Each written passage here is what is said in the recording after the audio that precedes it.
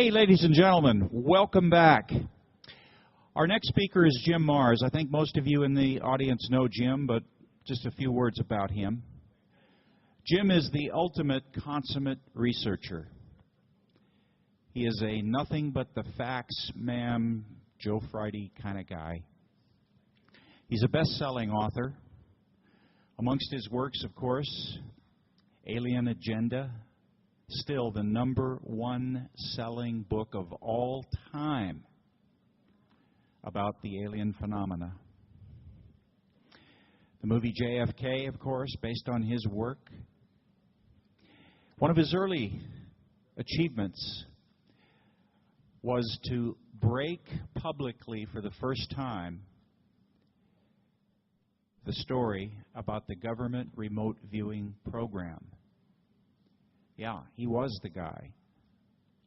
His first book was Spies. But what happened with that book was that it was bought up by a publisher. The publisher then chose to shelve the book, not release it. And that kind of kept the lid on that program sealed shut for a few more years. But here's what Jim's done.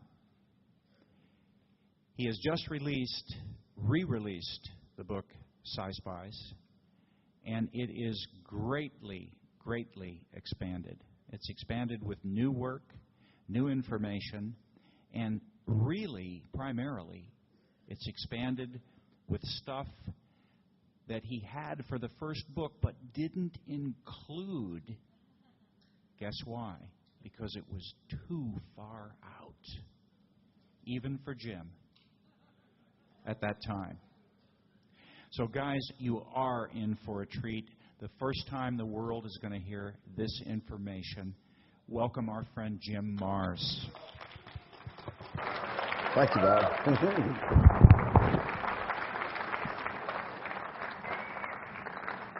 Well, I'm blinded here. Is there anybody out there? Yes. All right. This is great. All right, before I launch into my presentation, I want to share a little bit of news with you all that I think you'll find hopeful and gratifying. A lot of you, we've been here off and on for a number of years, and I know that each and every one of you has faced the snickers and the ridicule of your friends, neighbors, friends, and/or family. And so I want to tell you something that I think is quite encouraging. Now, I'm not going to tell you that we've turned the corner on UFO disclosure, but I want to tell you that from what I understand, I think we are at the corner. According to some sources I have that are pretty well piped in, have proven reliable in the past, some of you may have heard about the meeting that was held at the United Nations last week. The reason this information has slipped out is because it's been authorized to slip out. Apparently, there has been a decision made up at the upper echelons, at the level of MJ-12 or whatever they might want to call themselves, something of that equivalent, that it is time to start releasing credible information as to the reality of UFOs and their occupants. Now, I don't believe this decision has been made entirely voluntarily. Because what we have is like the O'Hare Airport incident. This year we've started right off with the incredible sightings in the Stephenville area, which is only about 65 miles southwest of where I live. Kept going out on my porch and looking for that mile-long craft, but I never saw anything. But so I think the decision was been forced on them. They were meeting with representatives of other nations. Russia particularly is upset and getting paranoid. Gee, I can't imagine why, just because Bush is trying to ring them with missiles. And we were briefing other countries to prepare their populations for the reality of UFOs. generally the discussion went along the lines of, well, we think that most people will be okay with this. The problems are going to be in fundamentalist Muslim countries and in some fundamentalist Christian countries. The Catholic Church, of course, has already been conditioning their people. You have Father Balducci, who has said, yes, there are people on other worlds, and they are God's creations, just like us. So I think that you're going to see increasing sightings, increasing reports, and we already are beginning to see a turnaround in the perception of not only the public, but the media. The surprising thing to me about the Stephenville sightings was not that they saw a UFO. People have been seeing UFOs since time immemorial. And not the fact that the Air Force changed stories in midstream. First they said they had no planes in the area, and then 2 weeks later, after all these witnesses kept coming forward, they backed up and said, we made a mistake. Let's set the record straight. We had 10 F-16s flying in the area. They never said that's what the people saw, but of course that's the inference they left. That in itself is really wild because, let me tell you something, it takes a lot of bucks to fuel and to man and to fly an F-16 fighter, and I've never seen more than 2 at a time. The idea that there were 10 F-16s up there just does not ring true to me. I don't think you're going to see 10 F-16s in the air short of World War III. But they did have to explain that there were planes in the air because too many witnesses had seen F-16s chasing this huge object that was estimated to be maybe a mile in length and a half a mile wide. One of the speakers yesterday said a flying Walmart or a flying aircraft carrier. It's amazing to think what kind of power source you have to get something of that size in the air. No, none of that was surprising. The surprising thing was the response and reaction of the public and even the news media. They just weren't buying it, this idea of F-16s. In fact, in the Dallas Morning News, one of the most arch-conservative papers in this whole country, there was an opinion piece, and they're saying, well, why is the Air Force changing their story? Something's fishy here. What are they trying to cover up? So it's starting to come around. So those of you that have been hanging in there all these years, just hang in there a little bit longer, because I think between now, 2013, and on up into 2015, 2017, and maybe even a lot sooner, even the densest of your associates and friends, relatives are going to start going, gee, there's something going on there. But let me give you a warning through my own experience. Don't for a minute expect these people to come back to you and say, gee, you were talking about that 10 years ago, and you were right. Ain't going to be happening. Now, the pundits who today and a few years ago were on TV snickering and saying UFO reports and roll their eyes, they're going to be on there saying, I've learned today that UFOs are coming and they're going to be, it's like I knew it all along. And your friends are going to be going, I always knew there was something going on there. So, but that's the way the world works. All right.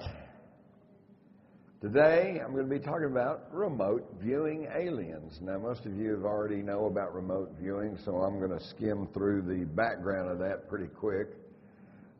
Oh my goodness, there's a very youthful Russell Targ and Hal Putoff, and as you know, they were the ones at Stanford Research Institute along with Ingo Swann who did all the preliminary work and did all the preliminary studies that produced remote viewing. Remote viewing, by the way, for some of you that may not be that familiar with it, remote viewing is not the name of the activity. Okay, it's a psychic activity, a predominantly right brain activity. Remote viewing is the name they put on the techniques to achieve this psychic ability. And actually, you don't achieve it, everybody's got it. This was the amazing thing about the work done at SRI was they proved two things. Number one, that everybody they tested had the ability. Now, that's like saying you and I both have the ability to play Chopin on the piano. Well, yeah, but yours is probably much better than mine. But the point is, if we study, if we learn music, and if we practice, yeah, we could both eventually play Chopin on the piano. So we all have this innate ability. Some, obviously, are a little bit more naturally gifted, and they can do it a little bit better than others, but we all have it. And two, and this is the really amazing thing, is that this ability of psychic viewing is not limited by time or space. They did studies with Ingo Swann where he and another fellow went out and remote viewed Jupiter. And they came back and they said, well, it's got a slight magnetic field around it, and it's also got a small ring around it. And it's also, we see mountains and cloud cover and everything. And this was in the early 70s, and everybody just put it in their file. Because how do we know if that's true or not? But by the late 70s, when the Voyager space missions went out there and began circling Jupiter and began sending photographs and data back, they found out, oh, it's got a little ring around it. It does have a weak but nevertheless present magnetic field. And, oh, it's got cloud banks and big mountainous areas under the clouds. And this is called feedback. The feedback was good. The feedback showed that the remote viewing was correct. And so as they progressed, all this ability then was, which originally was funded by the CIA, then passed into the United States Army. And at this little place here, these had been a baker school during World War II, and it's on the grounds of Fort Meade, Maryland. And this is Remote Viewing Central. And it's really amazing. The story is incredible. If you don't know about this, I would encourage you to get my book, Spies. It'll give you the overview, not only of the remote viewing program, but of the history and the scientific research, and all the way back to the Bible. We see that people have had this ability all throughout history. So they were able to lay on a cot at Fort Meade, Maryland, and cast their minds out and actually walk the halls of the Kremlin. One of them told me he turned a corner and there was a guard standing there with a machine gun, and he just about freaked out. He said, oh my God, he's going to see me. What am I going to do? Am I going to have to fight him? Then he had to stop and remind himself that physically he was not there. He was there mentally. Some of the people who were in on the original Spy unit, as I call it, Psychic Spies, Joe McMoneagle, Dave Morehouse, Paul Smith, Skip Atwater, Mel Riley, Lynn Buchanan, and there was a number of others. One thing that you might want to be aware of is that these were the ones that held in there and actually did the work and basically graduated from this program. There was a lot of people initially who were brought in, but for one reason or another just couldn't handle it.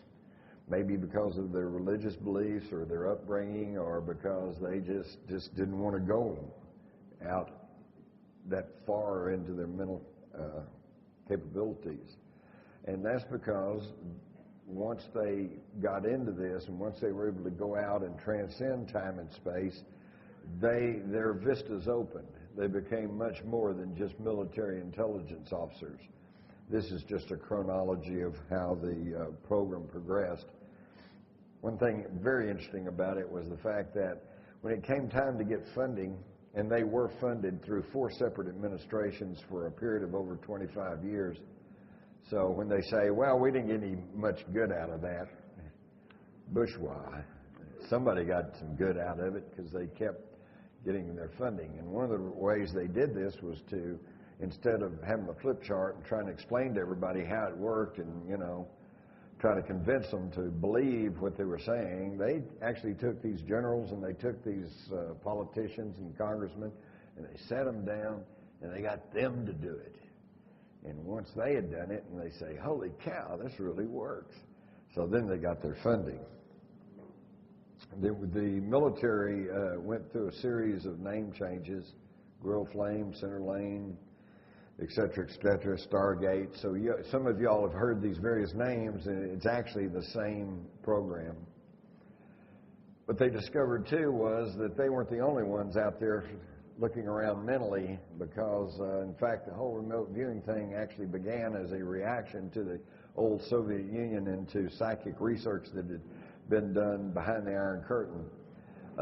In Russia, they called them the extrasensors, and we called ours the remote viewers. And this was all done in an effort to get away from the baggage that the old term clairvoyance carried. They were already getting a lot of resistance from people who said there's no such thing as psychic ability, so they came up with these less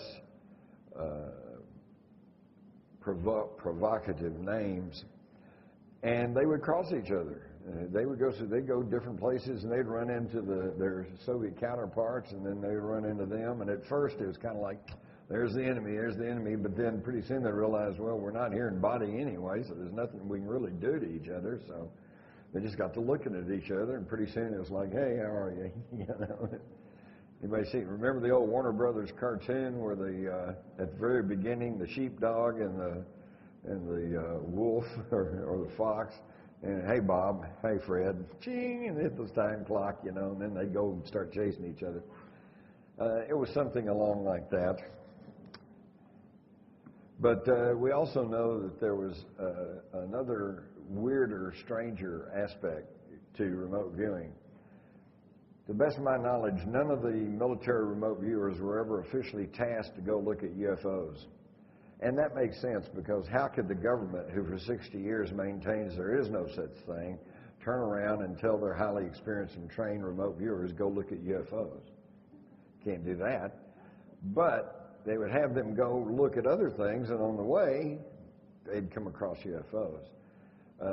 If they were tasked to go into the upper atmosphere, look for high-flying, high-performance aircraft, and they go up there and they take a look at it, and as one of them told me, he said, well, I took a look, and he said, but it wasn't the Russians, and he said, it wasn't even us, and those guys were not from the neighborhood. Now, this is something you might want to keep in mind.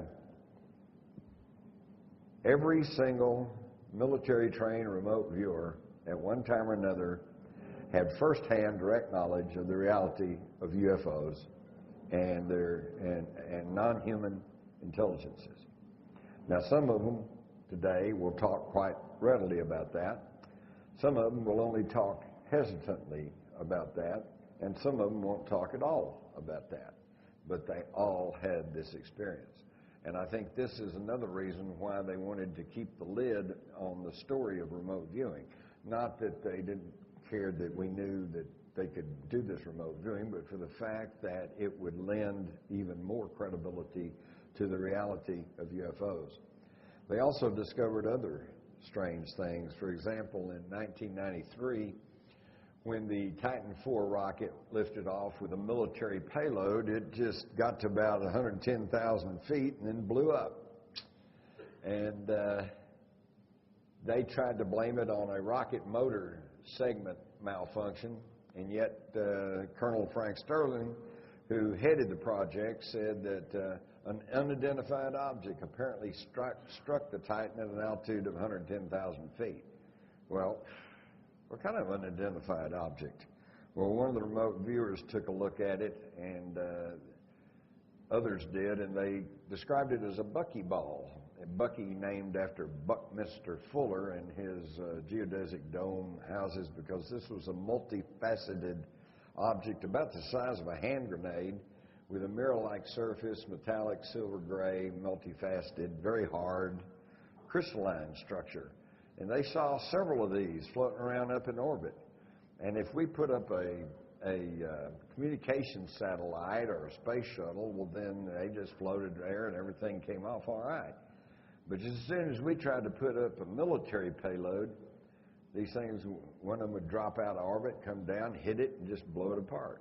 And then you get a little bitty story buried back in the back of the newspaper that said, well, the launch they sent up last Tuesday, they lost it. Lost it? Come on, you don't lose anything up in orbit. There's something like 12,000 pieces of space junk floating around up there, including a screwdriver that was dropped by a Soviet cosmonaut, and we know every single piece of that. So how can you say they lost something? Well, they were taken out, And this, of course, has given rise to the theory that we are in quarantine. And judging from the headlines, maybe that's appropriate. Certainly, I don't know if I'd want to go visit a world that is any more violent than ours. But so it even gets stranger. They begin to take it upon themselves to go look at esoteric targets, UFOs, if you will. Pat Price, a former police detective, was one of the early people to sign on. And he apparently was one of the best natural psychics that they came up with. One day he came in and said, "Hey, at home, nothing else to do. I did a little remote viewing study, and I found 4 alien bases on the Earth, and they're all under mountain. Mount Perdido in the Pyrenees, Mount Iyangani in Zimbabwe, Mount Zeal in Australia, and Mount Hayes in Alaska." Well, the people in the unit scratched their heads and said, well, that's nice. They filed it away. How do we know if that's true or not? That's just a story. But then, a few years later, and Pat Price had died, and Skip Atwater had taken over as the executive officer of the unit, and one of his assignments was to task these remote viewers occasionally with exotic targets. And he happened to remember Pat Price's study, so he dug it out of the files, and he had several of these viewers go, and of course they were not told where they were supposed to go look, but they were given the coordinates that represented these 4 alien bases on the Earth.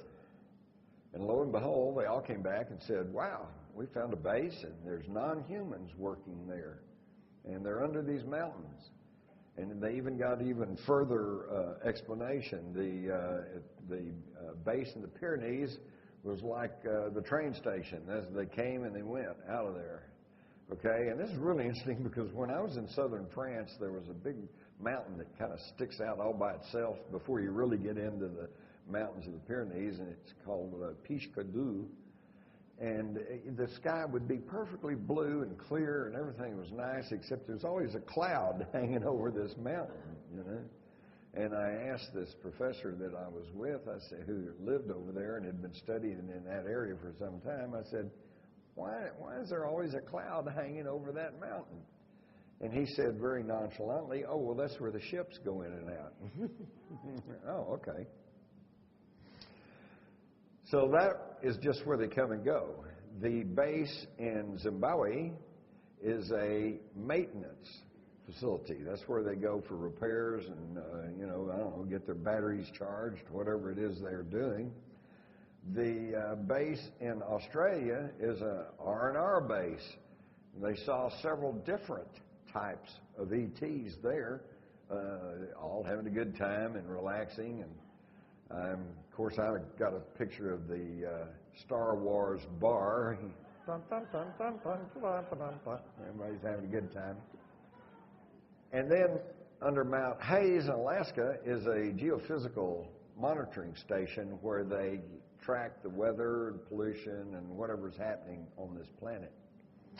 Now, what's amazing to me about this story is not so much the story, it's just a story, although, as Skip Atwater said, when these other viewers went and looked at the same thing and got the same information, then he said that confirms that these bases exist on the Earth. But to me, that wasn't the amazing thing. The amazing thing was that he actually got up and said that in front of a group in Laughlin. I think it was one of these UFO conferences. And there was a huge crowd, just like you folks sitting out there. And everybody listened, politely. And then they all got up and left. And there was no report of this. There was no media report. There was no media presence. There was nothing. Nobody's ever even heard about this. And yet here was a decorated, retired military intelligence officer from the United States military who says he confirmed that there are 4 alien bases on the planet. Journalism 101. Isn't that a story? you know. But that's assuming that there really is a news media, and forget that. They all saw these craft of various types, and then, more importantly, they saw the various types of races that we all are already now pretty jaded on. We all pretty well know this. You've got your little short grays who apparently are more like, I don't know, biological robots. You've got your taller grays who apparently do the thinking for the shorter grays and do have a little bit of their own autonomy. You've got your blonde Nordic types that generally are thought to be the Pleiadians. You've got your reptilians, which is still a iffy deal. We don't know about them. A lot of people think that they are hostile to humans, and yet there's a lot of information to show that that's like saying that Europeans are hostile to humans or Hawaiians are hostile to humans. You really can't pin any one attribute on a whole race or a whole group of people. The analogy I always use, and y'all might use this yourself when your neighbors start becoming aware of the reality of UFOs and their occupants, and they say, well, are they friendly? Are they enemies? Just point to an airliner going overhead and say, there's people in that airliner.